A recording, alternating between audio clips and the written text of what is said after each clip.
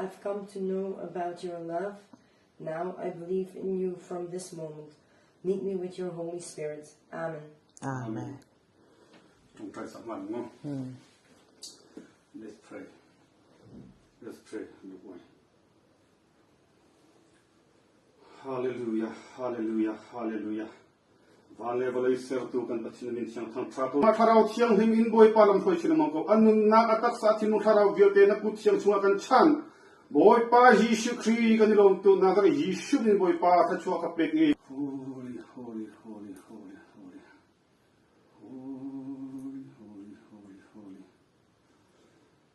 Nagar Yishu Kri min ju sungsa tangtrato se. Damnak mjang se. Damnak amhutia boy pa tette cha boy pa na tette cha silai. Hi Belgium ram le boy pa hoi kom na gyal te chuma boy pa. Oh, nagar Yishu ju zungzal kam tu boy si ti ka boy pa ba chin chin lai. Boy pa kan patsyang. Oh, boy pa atlaw mi boy pa tu pakhat. Boy pa na kan pek sang sa kanilong. Hi fanu mang in.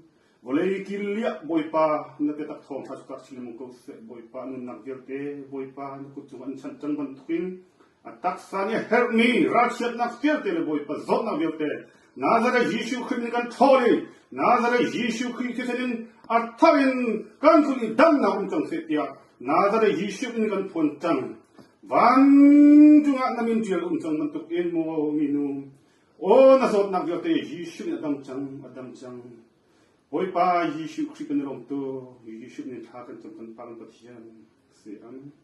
Amen.